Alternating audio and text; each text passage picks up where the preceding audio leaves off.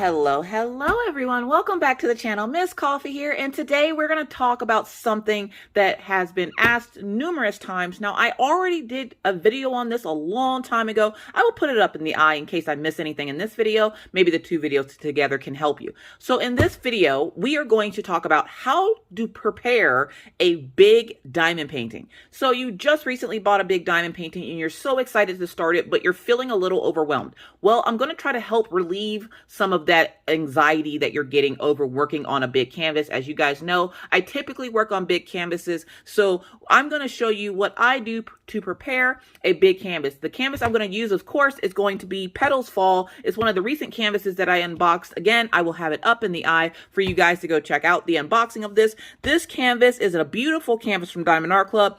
It's 102 by 51, okay? So it's a big canvas. But say you don't have a lot of workspace, say you're just feeling a little overwhelmed by the size, but you really like the image and want to work on it. I'm going to show you how to do that without having a panic attack whenever you look at the size of your painting. So first things first, let's go ahead and get it out of the box here. It was put back into the box after I unboxed it. I hope everybody is having a wonderful, wonderful day, beating this heat, because y'all, look, listen, this heat is something else. So you're going to get your canvas out here. Now, again, this was unboxed, so it's already been opened and everything. And as you can see, I'm at my nook. So I'm going to show you my nook. It's not super big. There's my legs. So how would I work at this? Now, I don't typically work on my nook. I actually work at my desk, but I change things around on my desk a lot. So I'm going to show you how to do it on the nook. The nook is a little bit bigger, actually, I think, than my desk. So obviously this canvas is not going to fit on the nook because I have a stand here that holds my camera and everything else. So I'm going to turn it sideways and I'm going to unroll it, okay? There are the drills. So this is the size of the canvas, okay? 102 by 51. There's no way for me to possibly work on this. Like, I'd have to have it hanging over the side, and a lot of people don't like doing that. They don't want to have the folds and creases in their kits whenever they're working on it or whatnot. So I'm going to show you a couple of ways of how to do this. One, if the pure size of this kit frightens you or gets you anxiety over it, there's a couple of things you can do to kind of relieve that. So the first thing you can do is get some of these. These are release papers. Now, I do believe that Diamond Art Club sells them. If they happen to be sold out, check out Amazon, Star Ore on Amazon. They sell these as well. These are release papers. You can also use parchment, never wax. Say it with me. Don't use wax on these kits. And you also don't want to use cheap parchment paper because I've heard horror stories about cheap parchment paper.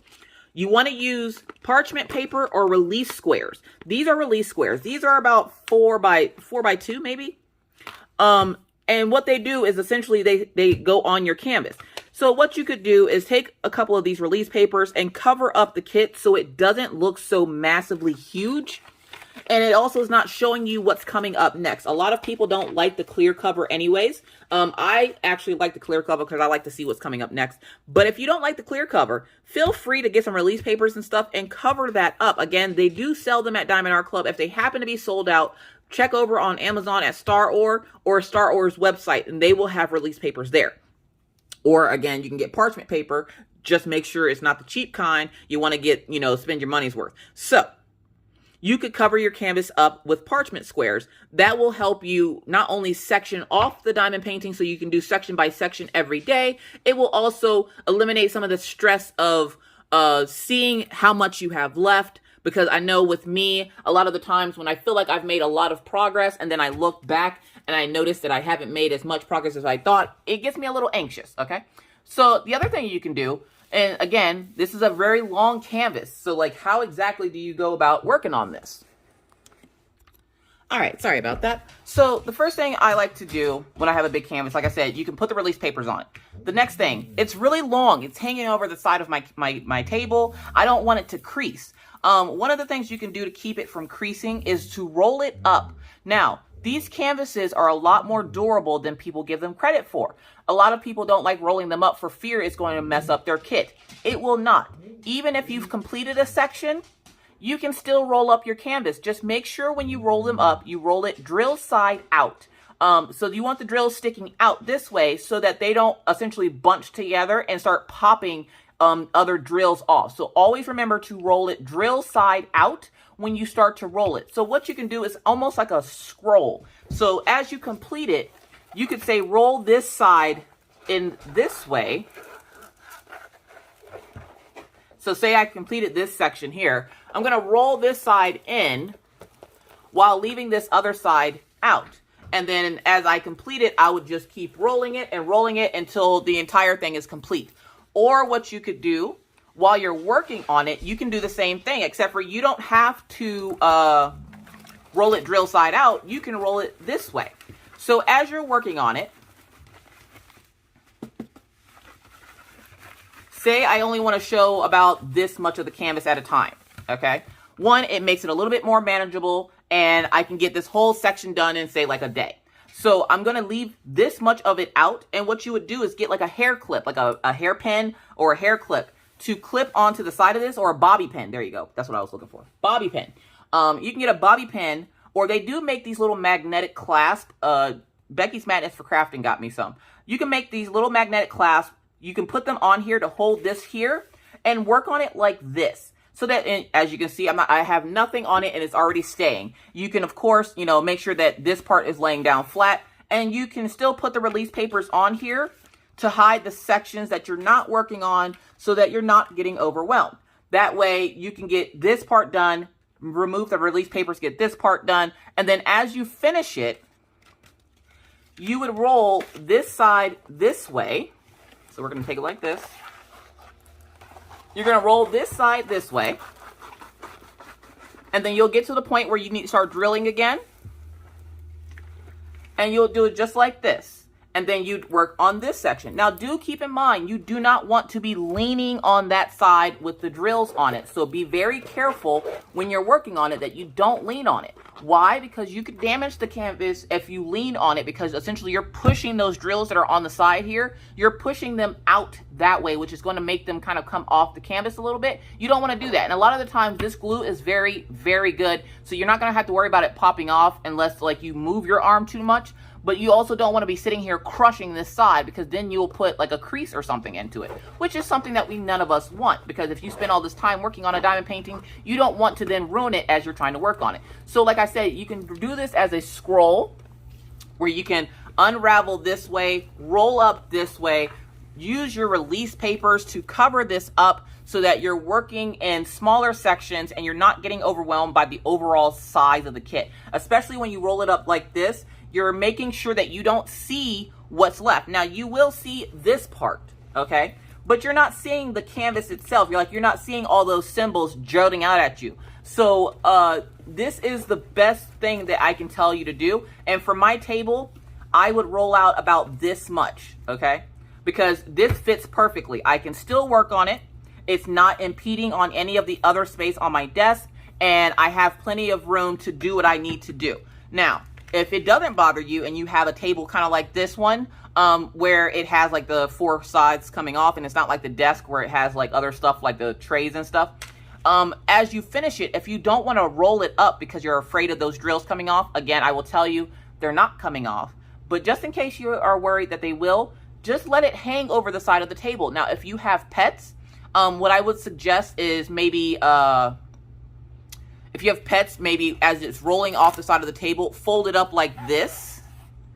Like, don't crease it or anything. Just lay it over itself like this so that if your pets come by, they're not rubbing against the part with the glue on it. You're just going to have it up like this. And again, get a bobby pin to stick here on the side to make sure that nothing happens to it. Because you're not tightly rolling this, it will not affect the drills. I do this all the time when I work on big kits, so I know, believe me, I'm not going to tell you to do something that's going to ruin your kit, because I know these kits mean a lot of things to a lot of people. So you can add a bobby pin to the bottom of this as you're rolling it out as well, to keep this side from getting damaged. And then you would just, of course, move it up the more you unroll. And like I said, this part would be hanging off the side of your table, so you're not worried about this part. You can bobby pin the bottom of this so it stays put, and you can just keep unrolling it like that. So this essentially is how I work on a bigger kit, especially one of this magnitude. I would start working on it this way. And again, if you don't want to roll it up, you can just, like I just showed you, flop it over and have that stop you from seeing what's left. So I have it flopped over like this. You can get a cup. We're going to get this cup that I got from Therese. We're just going to put it on top there. Boom. I can diamond paint. And then as I finish it, I can move it to see more canvas, right? So there's a couple of different ways you can tackle a big diamond painting without getting yourself overwhelmed.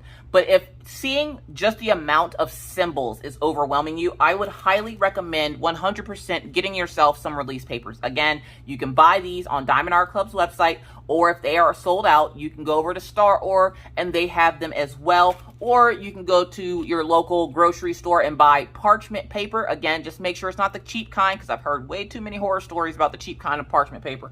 So with that said, does that ease your mind a little bit about working on a big diamond painting? If it does, please leave this video a like. Leave me a comment letting me know what you think, and if there is anything else that you would like to add to help somebody that might be getting a little overwhelmed at the thought of working on a big diamond painting. I've already showed you how to kit up a diamond painting. Again, I will leave that up in the eye. If you're new to diamond painting and you're looking for more tips and tricks, please feel free to check out my playlist. I have a playlist called The Beginner's Guide to Diamond Painting, or The Pocket Guide to Diamond Painting, where it's a series of short videos explaining the ins and outs of diamond painting. If you ever need me to go over something again, please just leave me a comment on a video to let me know that you would like to see me go over how to kit up, how to kit down, how to work on a canvas, how do I do this, how do I section off a diamond painting with washi tape, which I also have a video on that in that playlist. So check that playlist out, because there's a lot of really good videos in there, especially for those folks that are beginners. So yeah, but if you have anything to add to this conversation, again, please feel free to put it down in the comments. You never know who is watching these videos, and it might just help somebody who has the same mindset as you. So with that said, I hope this was helpful. I'm trying not to make these videos, I try not to make my tutorial videos too long, because people tend to lose attention span after like so many minutes. But with that said, I am out of here, folks. Good luck on working on your new big diamond painting. I'm sure you will do just fine. No, I can't come do it for you, but I'll be with you in spirit. With that said, I'm going to have to bid you adieu. But not before reminding you that it's hard out here in these crafty streets. So please stay safe, stay caffeinated, stay crafty, and always remember to be kind to others, because you never know what they're going through. Be courteous, because it's the right thing to do. And always stay cool.